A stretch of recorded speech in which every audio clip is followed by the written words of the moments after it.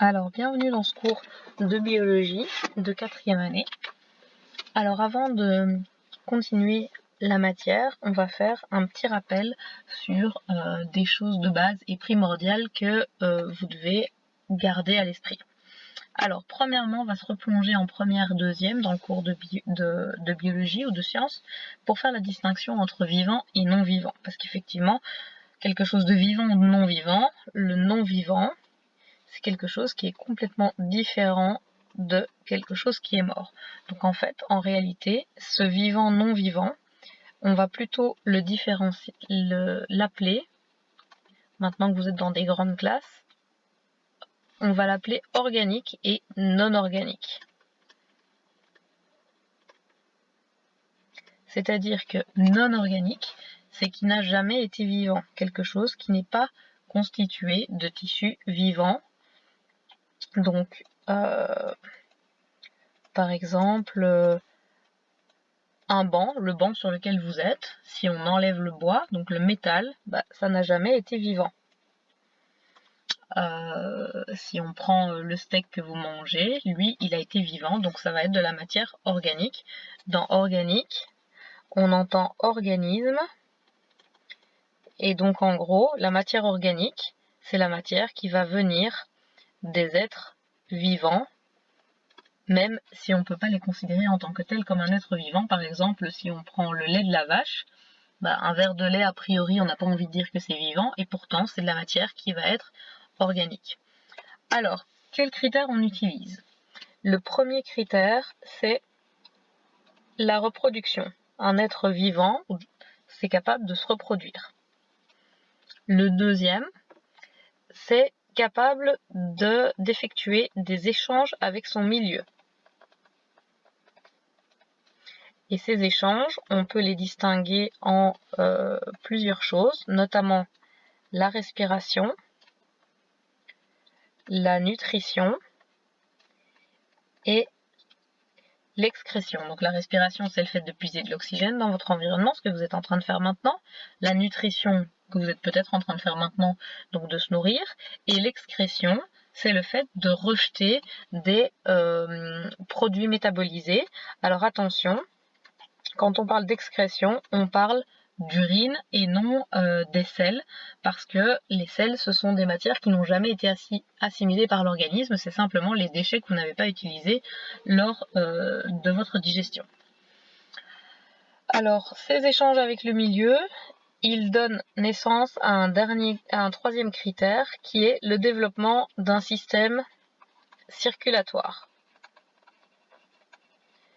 Parce que pour transporter toutes ces choses dans votre organisme et toutes les choses qu'on puise à l'extérieur, il va falloir avoir un système circulatoire.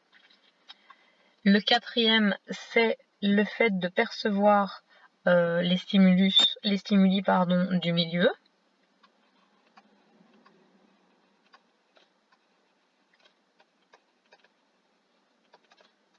Donc avec vos yeux, votre goût, votre odorat, mais aussi parfois, si on prend les plantes par exemple, les plantes sont capables de percevoir l'environnement, comme par exemple les feuilles qui s'orientent vers le soleil pour pouvoir optimiser la photosynthèse, ou les feuilles qui se rétractent sur elles-mêmes pour éviter l'évapotranspiration quand il fait trop chaud par exemple. Alors le dernier critère, c'est le fait que les êtres vivants sont capables de mouvement. MVT, c'est mouvement. Donc ils peuvent soit se déplacer complètement, donc comme vous et moi, ou comme les animaux, ou ils vont pouvoir simplement orienter leurs feuilles côté soleil ou côté ombre en fonction de la température par exemple. Mais donc il y a une vraie idée de mouvement dans les êtres vivants, alors que votre caillou par exemple, lui, il peut pas bouger à part si vous le jetez. Et on a une dernière chose qui est que les êtres vivants sont capables de croissance, même si parfois la croissance est peu développée au cours de la vie. Un être vivant naît toujours plus petit que ce qu'il va mourir, même au niveau cellulaire, les différences sont pas énorme, mais c'est l'idée que la cellule qui va pouvoir se diviser va grandir avant de se diviser et de former deux cellules de taille identique. Donc les organismes vivants peuvent être de deux types. On a les organismes unicellulaires qui sont composés d'une seule cellule et les organismes pluricellulaires qui sont composés de plusieurs cellules. Alors plusieurs, un plus avec un petit s, ça veut dire plusieurs. Une fois qu'on est constitué de plusieurs cellules, les atomes et les molécules de ces cellules n'ont rien à voir. Stop. On recommence. Une fois qu'on est constitué de plusieurs cellules, les cellules vont s'assembler pour pouvoir former des organismes de plus en plus grands, et donc il va y avoir une spécialisation des cellules qui vont se spécialiser pour former le cerveau, pour former l'estomac, pour former les yeux, donc des parties du corps qui vont avoir une fonction particulière. Et donc ça aussi vous l'avez déjà vu normalement en première, deuxième. Les cellules vont s'assembler en tissus, qui vont s'assembler eux-mêmes en organes, qui vont former des systèmes, comme le système digestif par exemple, et qui vont former des corps, comme le corps humain, ou le corps de la vache, ou du chat, ou du chien, qui vont pouvoir fonctionner comme un organisme à part entière et indépendamment des autres. Alors les cellules en elles-mêmes, elles sont composées de entités plus petites, qui sont des molécules, et où là, cette fois, la limite est c'est la limite du vivant. Donc les molécules ne sont pas vivantes, tandis que les cellules, bien. Donc les molécules, elles sont non vivantes. Alors de quoi sont constituées ces molécules? Eh bien, si on constate, donc si on étudie le tableau périodique, il y a beaucoup d'éléments chimiques dedans, mais pourtant, il n'y a que 1/3 des éléments naturels qui sont présents dans le vivant. Ça veut dire que y a des éléments qu'on ne trouve pas du tout dans les êtres vivants, et puis d'autres qu'on va retrouver systématiquement. Alors si on regarde ici au-dessus, on a la croûte terrestre et l'hydrosphère. Donc l'hydrosphère est principalement composée de H et de O, vu que dans hydro vous entendez H2O. La croûte terrestre, donc c'est l'écorce de la Terre. Et donc vous voyez que on vous montre plus ou moins donc les éléments chimiques qui sont présents. Si vous regardez en dessous, on voit une très grande différence entre les deux graphiques du dessus et les deux graphiques du dessous. Ce qu'on voit comme différence, c'est que ce n'est pas les mêmes atomes qui sont mis en jeu dans les mêmes quantités. Par contre, on trouve des similitudes entre le plant de blé et l'être humain, et on trouve plus ou moins les mêmes grandeurs, c'est un plus ou moins, mais donc les mêmes éléments présents en les mêmes quantités plus ou moins. Et donc c'est tout à fait logique, étant donné que les deux sont des êtres vivants, et que les êtres vivants vont être conçus autour des mêmes molécules et des mêmes atomes qui vont s'assembler de la même façon.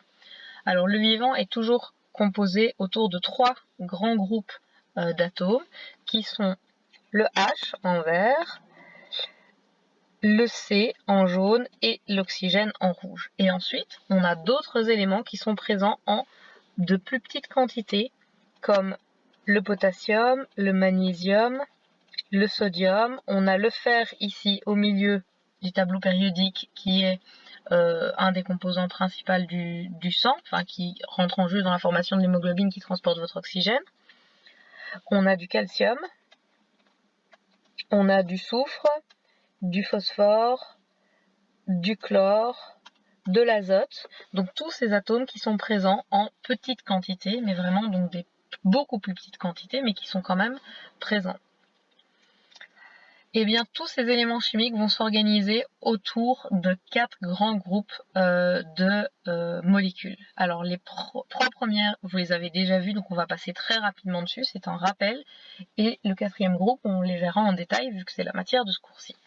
Donc les premiers, c'est les glucides. Les glucides, on les connaît aussi sous le nom plus familier de sucre. Ils sont composés donc de molécules qui vont servir de source d'énergie pour les cellules. Alors les sucres, ils sont constitués principalement de 3 catégories, les monosaccharides, les disaccharides et les polysaccharides. Donc les monosaccharides, ils sont composés de un seul sucre en quelque sorte, donc une seule sous-unité. C'est principalement les sucres rapides, le sucre qu'on trouve dans les fruits, dans le lactose du lait, et qu'on va aussi trouver dans les molécules qui servent d'acide nucléique.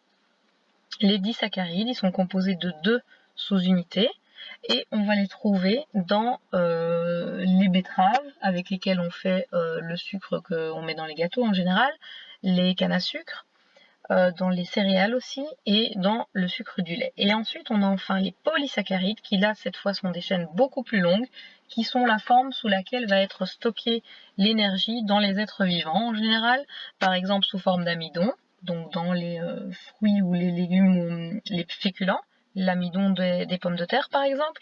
Le glycogène c'est les réserves d'énergie chez les animaux, donc les sucres qu'on mange en trop vont être stockés sous la forme de glycogène. Et la cellulose, on va en reparler par après parce qu'il constitue les parois des cellules végétales, donc on va le voir après. Alors les lipides cette fois, les lipides c'est ce qu'on appelle plus communément les graisses. Alors ces graisses servent principalement de réserve d'énergie comme les sucres, mais ils vont avoir aussi la caractéristique d'isoler du froid. Alors on a 4 grands types de lipides que vous avez dû voir l'année passée, qui sont les acides gras saturés et insaturés. Alors saturés, ça veut dire que les carbones sont liés par des simples liaisons.